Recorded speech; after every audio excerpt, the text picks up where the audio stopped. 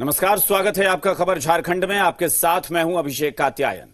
रांची में लालू प्रसाद यादव से मिलने वालों का तांता लगा हुआ है। रिम्स निदेशक के बंगले में लालू यादव सजा काट रहे हैं और यहां बिहार चुनाव को देखते हुए टिकट की आस लिए बड़ी संख्या में आरजेडी नेता और समर्थक रिम्स पहुंच रहे हैं। दिन में मुलाकात नहीं हो रही है तो अब रात में मुलाकात की कोशिश में सब जुटे हुए हैं। सभी लोग सड़क मार्ग से रांची आ रहे हैं। जैसे ही जी मीडिया की टीम को देखा, सभी भागने लगे। वहीं कुछ लोग गाली गलौज और बदसलूकी पर उतर आए। कुछ लोग इलाज का बहाना बनाते रहे। देखिए कैसे रात के अंधेरे में चोरी छुपे मुलाकात के लिए पहुंच रहे हैं लोग और कैसे भाग रहे हैं।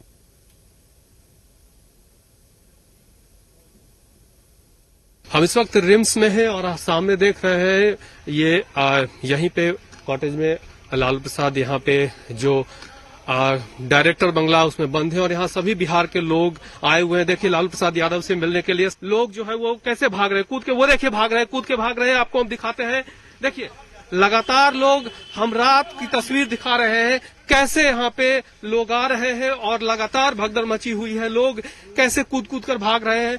ये रिम्स डायरेक्टर बंगला जहां लालू प्रसाद यादव है और यहाँ पे आपको चारों तरफ सिर्फ वैसे ही लोग दिखेंगे जो यहाँ पहुंचते हैं और फिर अचानक से कैमरा देखकर भगदड़ मच जाती है। आप सामने देख रहे हैं, देखिए ये सभी लोग यहाँ पे आपको दिख जाएंगे जो लगातार आ रहे हैं। बिहार नंबर की गाड़ियां आपको दिख जाएगी, अंदर गाड़ी में बैठे लोग दिख जाएंगे। यहीं पे लालू प्रसाद यादव हैं, इनको रखा गया है और ये देखिए कुछ लोग इधर उधर भगदड़ जैसे हालात बन जाएंगे।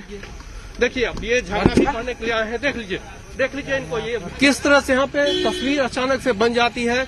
और ये रात की तस्वीर दिखा रहे हैं कि कैसे लगातार लोग यहाँ पे पहुंचे हैं और यहाँ पे भीड़ बनी हुई है। प्रशासन की सख्ती के बावजूद लोग, ये कोशिश है कि वो उनकी मुलाकात हो। अपने सहयोगी कैमरा पर्सन विशाल के साथ कुमार चंदन, जी मीडिया, रांची। चाईबासा में भाकपा माओवादियों की साजिश को एक बार फिर सुरक्षा बल के जवानों ने नाकाम कर दिया।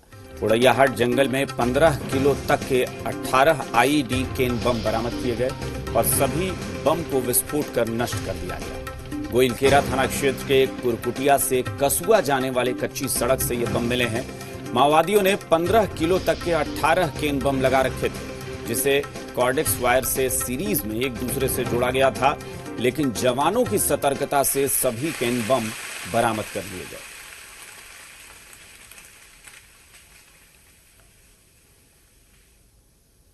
गढ़वा में एक मां ने अपनी 2 जवान बेटियों के साथ खुदकुशी कर ली है। घटना बिशुनपुरा के पतिहारी पंचायत के सारो गांव की है, जहां तालाब में कूदकर मां ने अपनी दोनों बेटियों के साथ खुदकुशी कर ली।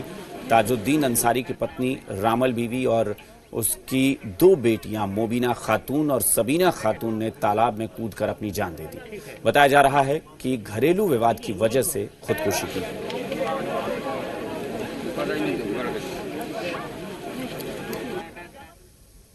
पाकुड़ में सड़क हादसे के बाद लोगों ने थाने के सिपाही पर अपना गुस्सा उतारा और उसे बुरी तरह पीटने लगे।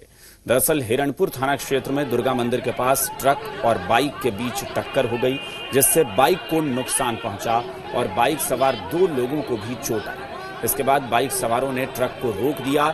इसके बाद बहसबाजी शुरू हो गई, सड़क पर जाम लग गया। फिर पुलिस टीम जाम हटाने पहुंची। पुलिस बाइक और ट्रक को जब्त कर थाने ले जाने लगी और इसके लिए ट्रक में थाने के सिपाही को बिठा दिया गया। इस बीच मौके का फायदा उठाकर ट्रक चालक फरार हो गए, जिसके बाद लोगों का गुस्सा ट्रक में बैठे सिपाही पर उतरा और उसकी जमकर पिटाई की गई। पुलिस ने बड़ी मुश्किल से सिपाही को भीड़ के चंगुल से बचाया।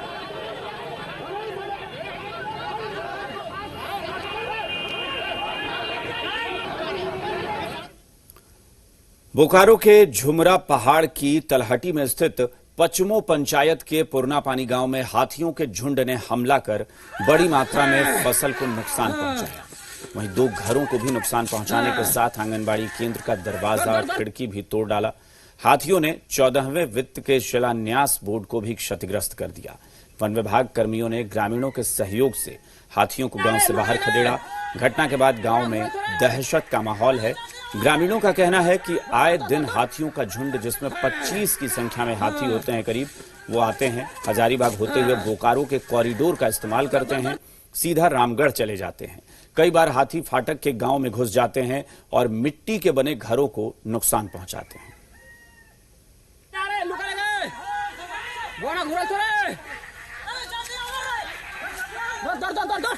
रात में अपना अपना टॉर्च निकाल के मोबाइल के लाइट से सब कोई करके भराया है। रात में हाथी को मिलजुल के गांव वालों और वन विभाग के लोगों से हम लोग हाथी को भगाए बाला महो की तरफ।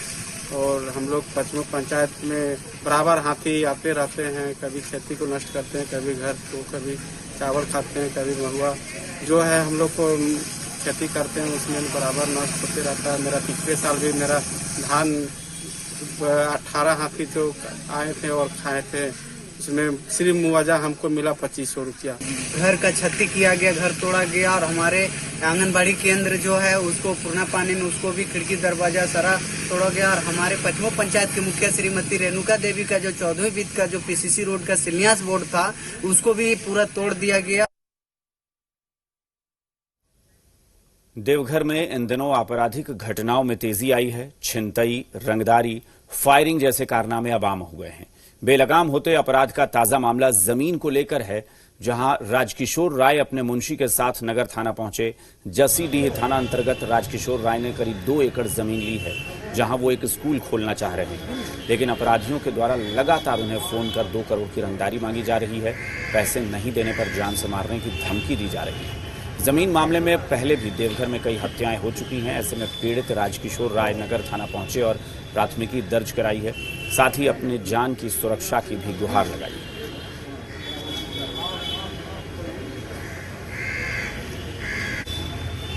फिर गए नाफी करावे ली तो फिर गलम गाली किया, जो कि चित्तो लोहिया का बहुत लोग वहाँ पर मौजूद था। आज क्या हुआ? आज हुआ हमारे मुंशी को जो है धमकाया फोन पर। उसके बाद मुंशी को धमकाया और धमकाने के बाद कहा कि मुंशी को कि तुम्हारा जो है मालिक कुछ करवे नहीं करेगा, तुम क्या करेगा। हम जो है सो राजकिशोर राय का कुछ काम उम करते हैं कचहरी उचहरी का, तो एक कल वो एग्रीमेंट लिखवाए। बोले तुम काहे लिखवाया, तुम हमसे आधा घंटा मिलो तो तुमको उठवा लेंगे जहाँ रहेगा। किस चीज़ का एग्रीमेंट किया? जमीन का घेराबंदी वगैरह करने। क्या बोल रहा था धमकी पे? तुमको जान मार देंगे, तुमको उठवा लेंगे, जहाँ रहेगा वहीं से उठवा लेंगे तुम।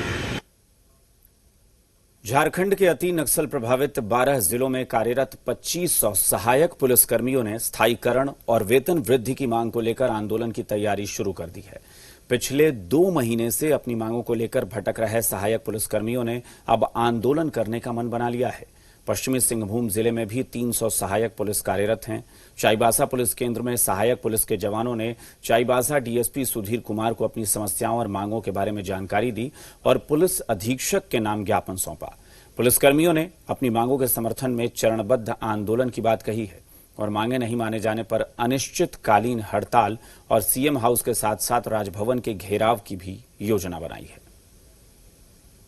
हम लोग अपने तमाम मुद्दे को लेकर विभागीय वरीय पदाधिकारी से लेकर मंत्रीगण को अवगत कराए, लेकिन हम लोगों को कुछ भी दिशा निर्देश नहीं दिया गया है, ना कि उसके ऊपर आश्वासन दिया गया या फिर उसका कुछ अवलोकन किया गया बात का।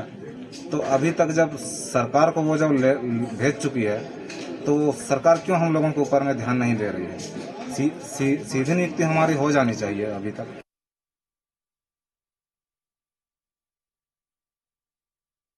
मूलभूत जो सुविधाओं के बारे में होता है उसका भी निराकरण करते हैं।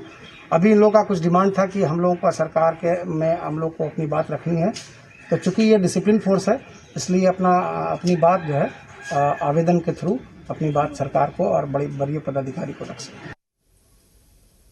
लोहरदगा जिले के सहायक पुलिस बल अपनी सेवा स्थायीकरण की मांग को लेकर आंदोलन करने वाले हैं। सहायक पुलिस बल 4 से 6 सितंबर तक काला बिल्ला लगाकर विरोध प्रदर्शन करेंगे और 7 सितंबर को सामूहिक अवकाश के बाद 8 सितंबर से अनिश्चितकालीन हड़ताल पर जाएंगे। दरअसल 2017 में झारखंड के अति नक्सल प्रभावित 12 जिलों में 2500 सहायक पुलिस कर्मियों को 2 साल के लिए अनुबंध पर बहाल किया गया था।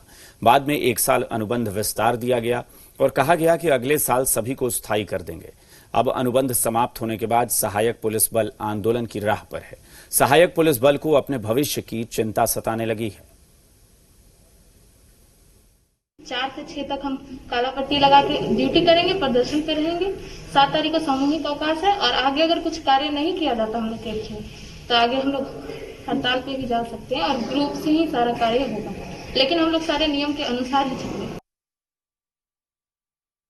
हम लोग नक्सलग्रस्त इलाका से बिलोंग करते हैं, उसके बावजूद हम लोग मुख्य धारा में जुड़ने के लिए सहायक पुलिस से जुड़े, लेकिन उसके बावजूद भी सरकार हम लोग के प्रति उदासीन रवैया बरकरार रखी हुई है।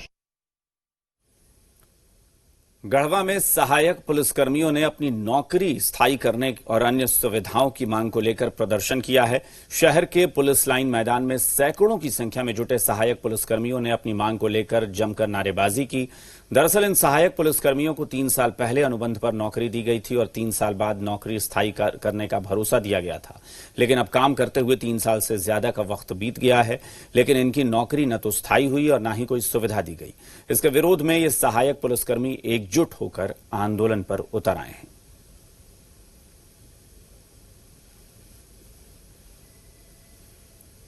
30 अगस्त को गढ़वा सहायक पुलिस का बॉन्ड समाप्त हो गया, हमारा अनुबंध खत्म हो गया। उसके बाद रघुवर दास जब सीएम थे उसमें उन्होंने घोषणा की थी कि 3 साल के बाद हमारे सहायक पुलिस को उनके कार्य को देखते हुए परमानेंट जिला पुलिस की तरह बहाल कर दिया जाएगा, जबकि अभी तक ना हमारे अनुबंध बढ़ने की बात अभी तक सामने आई है, ना तो हमारा परमानेंट होने का बात है। जिला पुलिस के ज्यादा उन लोगों से ज्यादा ड्यूटी कर रहे हैं। तुम लोग युवा हो, तुम लोग काम करो, मेहनत करो, इस टाइप से बात करके हमारी डिपार्टमेंट काम करवाती है और काम करते हैं। अभी तो कोई शिकायत नहीं है, पूरे ईमानदारी से निष्ठापूर्वक हम लोग अपने कर्तव्य का निर्वहन कर रहे हैं। सरकार वादा किया है कि तुम 3 साल में 10,000 में ड्यूटी करो, तुम लोगों को हम परमानेंट करेंगे। उस समय आ गया है। सरकार से अनुरोध है कि हमारी समस्या पे चिंतन मंथन करने की जरूरत है। 2017 में हम लोग 12 नक्सल प्रभावित क्षेत्र से सहायक पुलिस के पद पर बहाल किया गया। हम लोग को उस टाइम बोला गया था कि आप लोग को थाना क्षेत्र में ही ड्यूटी दी जाएगी और उसके बाद 2 साल हम लोग रहे। उसके बाद 1 साल का अनुबंध बढ़ा हम लोग का, जो आज तक हम लोग 3 साल हो गया है। 30 तारीख को हम लोग का 3 साल अनुबंध खत्म हो गया है। 30 तारीख को मेरा अनुबंध खत्म होने के बाद आज तक हम लोग ड्यूटी करते रहे। अभी तक हमारी अनुबंध बढ़ने की कोई सूचना नहीं दी गई है। तो क्या करेंगे हम लोग यही करेंगे कि 7 तारीख से लेकर के 9 तारीख तक काला बिल्ला लगाकर ड्यूटी करेंगे। उसके बाद सामूहिक अवकाश लेकर अनिश्चितकालीन तक हड़ताल पे रहेंगे। बिहार विधानसभा चुनाव की तपिश झारखंड में भी महसूस की जाने लगी है। झारखंड मुक्ति मोर्चा जहां बिहार महागठबंधन का हिस्सा बनकर चुनाव में उतरना चाहता है, वहीं जमशेदपुर पूर्वी से निर्दलीय विधायक सरयू राय भी बिहार चुनाव को लेकर मैदान में दिखेंगे, लेकिन उम्मीदवार की हैसियत से नहीं, स्टार प्रचारक के तौर पर। सरयू राय आरजेडी के लिए बिहार चुनाव में प्रचार करेंगे और इसके लिए लालू सरकार का भ्रष्टाचार बनाम रघुवर सरकार के भ्रष्टाचार को मुद्दा बनाएंगे। सरयू राय उतारेंगे समर्थन का कर्ज, बिहार चुनाव में नहीं प्रचार से हर्ज, सियासत से दूर करेंगे भ्रष्टाचार का मर्ज। बिहार विधानसभा चुनाव को लेकर इस बार झारखंड में भी काफी शोर है। लालू यादव को चारा घोटाले में सलाखों के पीछे भेजने में अहम भूमिका निभाने वाले सरयू राय अब खुद उनकी पार्टी आरजेडी के लिए प्रचार करने बिहार जाएंगे। जमशेदपुर पूर्वी से निर्दलीय विधायक सरयू राय के मुताबिक इस बार बिहार चुनाव में भ्रष्टाचार एक अहम मुद्दा होगा। सरयू राय ने ट्वीट कर लिखा कि बिहार विधानसभा चुनाव में भ्रष्टाचार मुद्दा बनेगा तो लालू सरकार के भ्रष्टाचार और रघुवर सरकार के भ्रष्टाचार का आमना सामना होगा। लालू सरकार में पशुपालन और सड़क विभाग में घोटाला हुआ, लालू इलियास सजा पाए। रघुवर सरकार में उनके सभी विभागों में घोटाले हुए, भाजपा आए सजा दिलाने सबूत दूंगा। दरअसल 2019 के झारखंड विधानसभा चुनाव के पहले टिकट न मिलने पर सरयू राय ने बगावत का झंडा बुलंद करते हुए बीजेपी का साथ छोड़ दिया था और जमशेदपुर पूर्वी से तत्कालीन मुख्यमंत्री रघुवर दास के खिलाफ चुनाव में जीत दर्ज की थी। उस दौरान सरयू राय को बीजेपी के अलावा अन्य कई दलों का समर्थन मिला, जिसे लेकर अब सरयू राय ने एहसान चुकाने की बात की है। बिहार विधानसभा चुनाव में सार्थक भूमिका निभाऊंगा, जिसने मेरा समर्थन किया उसका उधार चुकाऊंगा। भाजपा परिवार के कार्यकर्ताओं का समर्थन मिला, कार्यकर्ता नुमा भाजपा उम्मीदवार बुलाएगा तो उसके पक्ष में जाऊंगा। लालू जी, नीतीश जी, पप्पू यादव जी, नरेंद्र सिंह जी, अखलाक साहब कहीं बोलेंगे तो जाऊंगा। हालांकि आरजेडी के पक्ष में सरयू राय के चुनाव प्रचार करने के फैसले ने बीजेपी को बेचैन कर दिया है। खासकर भ्रष्टाचार के मुद्दे से रघुवर दास को जोड़ना बीजेपी को रास नहीं आ रहा है। देखिए, इस मुद्दे पे पार्टी स्पष्ट है कि अगर किसी को भी कोई ऐसा प्रूफ है या कोई इस तरह के आरोप लगाता है तो कोई भी उसके पास प्रूफ है तो वो इसको लेकर जांच कराए। और सरयू राय जी के सहयोग से सरकार चल रही है, हमें किसी तरीके के जांच से परहेज नहीं है, बशर्ते वो निष्पक्ष हो। वहीं बीजेपी के विरोधियों को सरयू राय के रुख से संतोष मिल रहा है। कांग्रेस और जेएमएम के मुताबिक बिहार चुनाव में भ्रष्टाचार का मुद्दा उठा तो जरूर फायदा होगा। यह इनकी सोची समझी कंडा था और रघुवर दास पर अगर गाज बिठाया जाए तो हो सकता है कि लालू यादव से भी तो जब लालू जी का चारा घोटाला आएगा तब तक तो रघुवर राज का जो घोटाला है वो भी बातें सामने आएंगी। तो इसमें दोनों बातें एक साथ यदि सरयू राय जी रखेंगे तो हमको लगता है कि बिहार के लोगों के पास स्थितियां और भी स्पष्ट हो जाएगी। बिहार विधानसभा में सरयू राय के प्रचार करने से वैसे तो किसी को कोई खास आपत्ति नहीं होनी चाहिए, लेकिन ये सवाल तो उठना लाजमी है कि चारा घोटाले में लालू यादव को जेल तक पहुंचाने में भूमिका निभाने वाले सरयू राय अब उनकी पार्टी के लिए प्रचार करने को क्यों राजी हैं? कामरान, जी मीडिया, रांची। बिहार में विधानसभा चुनाव है और रांची केंद्र बिंदु बन गया है। आए दिन लालू यादव से मुलाकातियों का तांता लगा रहता है और यहीं से सियासत की शुरुआत होती है। पिछले दिनों लालू यादव के बड़े बेटे तेज प्रताप यादव अपने पिता से मिलने रांची पहुंचे, मुलाकात की, एक रात रांची के होटल में ठहरे भी और वापस बिहार लौट गए। वहीं बिहार से आई आरजेडी विधायक समता देवी को क्वारंटीन कर दिया गया है। जेडीयू और बीजेपी ने इसे जाति का सवाल बना दिया है। पलटवार झारखंड के मंत्री कर रहे हैं। ये रिपोर्ट देखिए। ये आरजेडी की विधायक समता देवी हैं, जिन्हें रांची में क्वारंटीन कर दिया गया है। समता देवी टिकट की चाह लेकर लालू यादव से मिलने रांची पहुंची थी और स्टेट गेस्ट हाउस में ठहरी थी, लेकिन जैसे ही रांची प्रशासन को खबर लगी, प्रशासन ने बिहार से आई आरजेडी विधायक को हटिया गेस्ट हाउस में क्वारंटीन कर दिया। झारखंड सरकार के नियम के तहत कोई भी व्यक्ति अगर झारखंड प्रवेश करता है बिना किसी परमिशन के तो उसे 14 दिन का क्वारंटीन किया जाएगा। तो उसी तर्ज पर जिला प्रशासन ने जो बरचट्टी विधायक हैं उन्हें क्वारंटीन कर दिया है। झारखंड में क्वारंटीन को लेकर पहले से ही प्रशासन सवालों के घेरे में है। अब इसकी आंच बिहार तक पहुंच गई है। समता देवी के बहाने बिहार में जेडीयू मौका भुनाना चाहती है, लिहाजा लगे हाथ कास्ट पॉलिटिक्स का पासा फेंक दिया। बिहार के मंत्री नीरज कुमार ने समता देवी को क्वारंटीन करने के मामले को दलित बेटी से जोड़कर निशाना साधा। तेजस्वी यादव, आप जुबान खोलिए। दलित महिला विधायिका को तो आपने कानून के तहत क्वारंटाइन कर दिया और आपका भाई जब रांची जाते हैं, इसमें लिखा हुआ है होटल में पाए गए, तो क्वारंटाइन क्यों नहीं किया गया?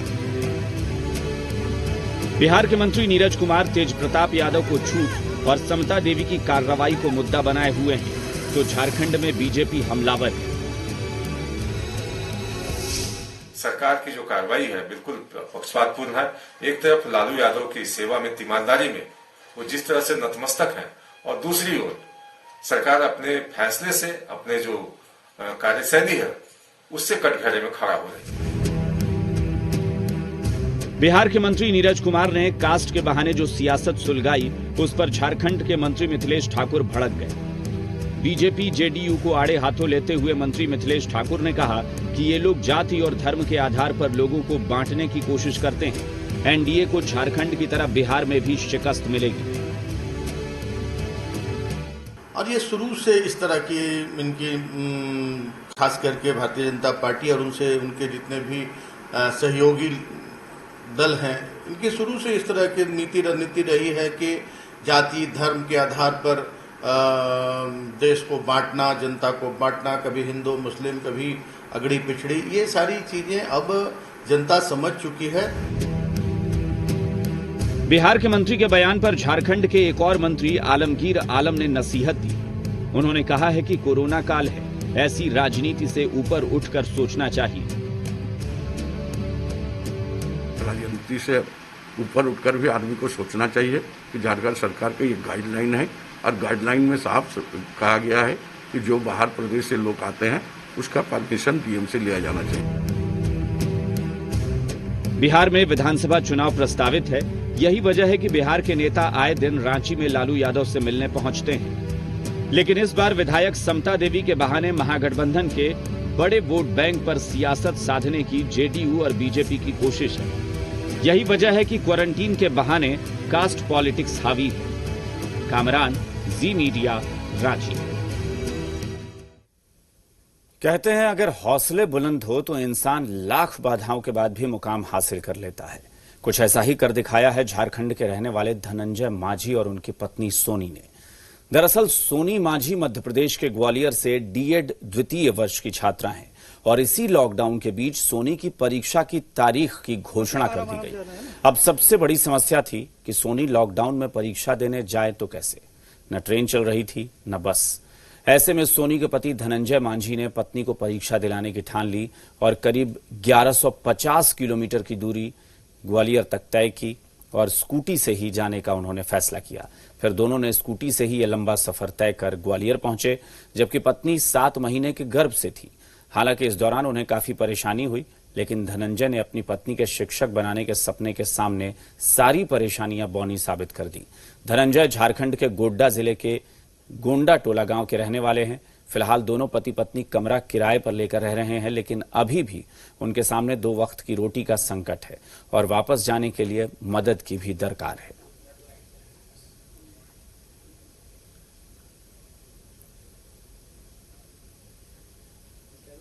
इन्हीं खबरों के साथ इस बुलेटिन में फिलहाल इतना ही। बने रहिए जी बिहार झारखंड के साथ। नमस्कार।